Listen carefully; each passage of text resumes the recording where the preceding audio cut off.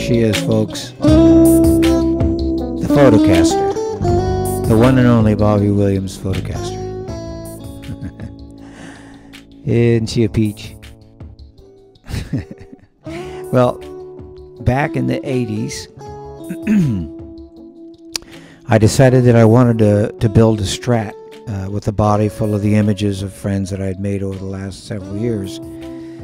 So I took a whole bunch of pictures and I cut them all out and I glued them to a Strat body that I had sanded down to the bare wood. And after a few days of sticking these images on in whatever fashion I pleased, nothing methodical about it, just random order, nothing chronological or there's a few sub-themes. I put sub-themes. I put some people that are in families close together and so forth, but that remains somewhat a mystery, some of which I'll disclose a little bit to you as we go. Anyway, I finished the basic stuff for the guitar and I put it in my closet, and it stayed in the closet for about 35 years. Took it from one apartment to another apartment to a house to a storage facility. In fact, I think at one point I forgot that I even had it and stumbled across it. Speaking of stumble across it, there's a solo here I'm going to play for you, Mike. So this goes out to you, buddy.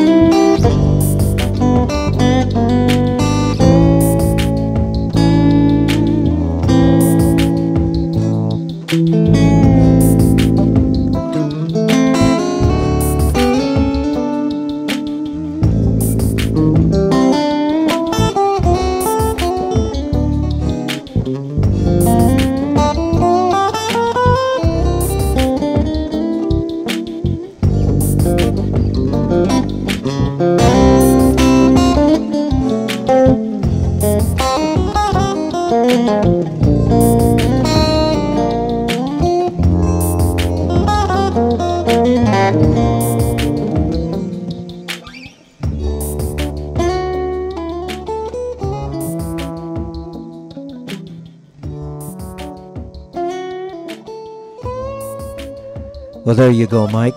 Not too bad a solo, I trust. Little pitchy here and there, but hey. Imperfection is my middle name. So, anyway. You know, the fact is that I carried this guitar around with me for a long time. I think there were periods of time when I'd forgotten that I even had it still. And I distinctly remember at one point along the line, somewhere along the line, just stumbling across it, thinking, wow, I didn't know I still had that. So I kept like finding it and putting it someplace so that I wouldn't forget it when I moved or something, or just to remind myself I'd relocate it and put it someplace where I could keep my eye on it. And then a couple of years ago, Mike Haas came over to my apartment and saw it, and he said, "What the heck is that?" So I told him what it was all about.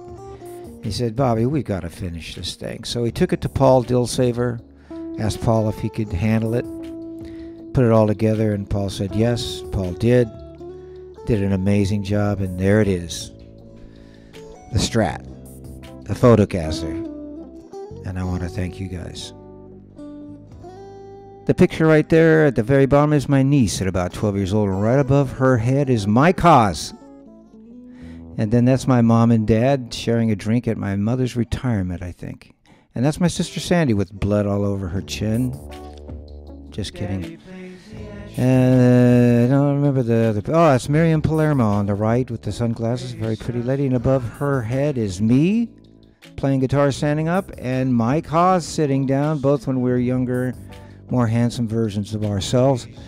That's Shireen Geddes with the blonde to above me right there in the middle of the picture. And then That head there is John Bradley, and above them and to him and to the left is Lance Robinson and his mother, and that's Phil Conti with a big smile.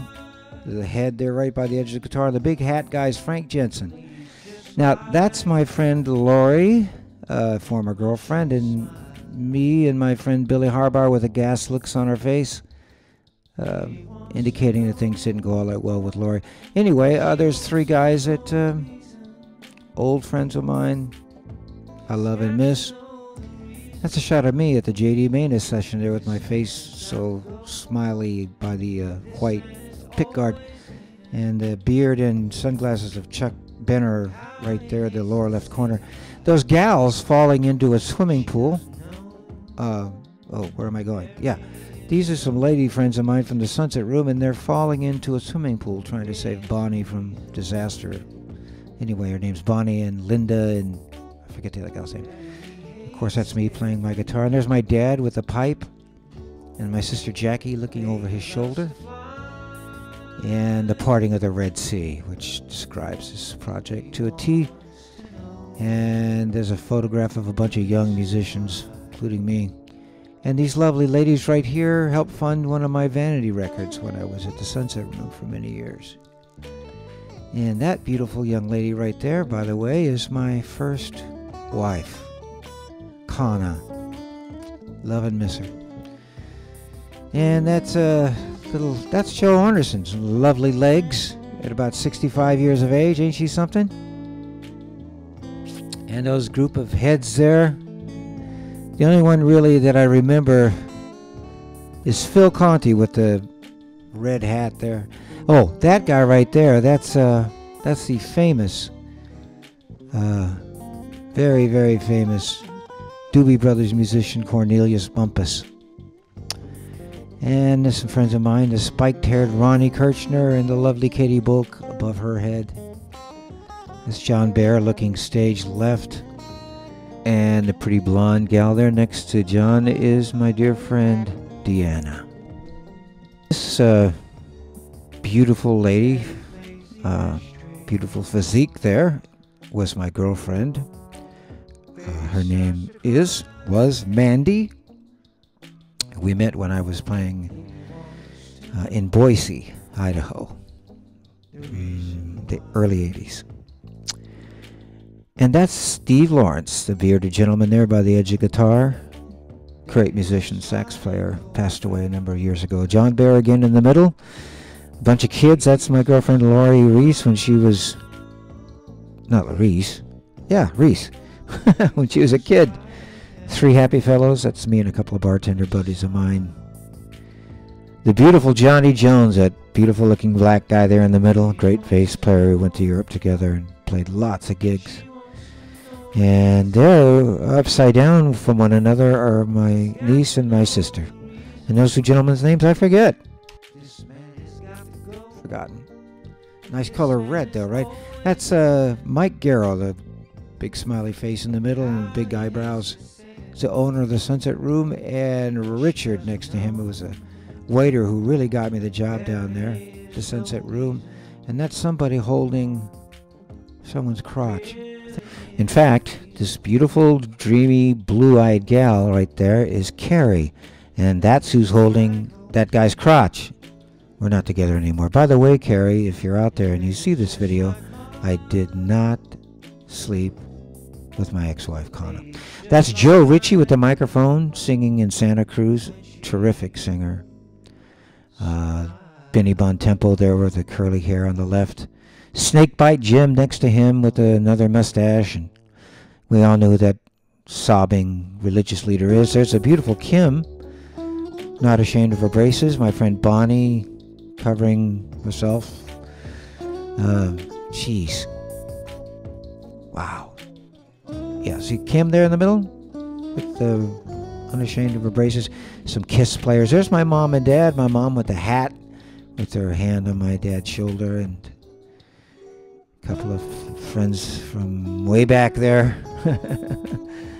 Oh boy. Anyway, great to see all these people again like this. Maybe they'll be watching. So we're about ready to wrap it up. Have one more little special treat for you here at the tail end, but before we get there, I want to thank Mike again and Paul. Thank you so much for making this thing happen, really. If it wasn't for Mike, it just wouldn't have happened at all. And Paul, your skills and abilities made it happen too. Thank you very much. We'll have to meet someday. And lastly here, I want to throw in one last picture. This is a reference to a Mike Haas composition. And it reads, "All hail Bobby Boris Williams, the Lord of the Zombie Strats, the one strat to rule them all." Yep, a reference to the Monster Mosh Pit. Thank you all so much. Love you all. Take care. Bye.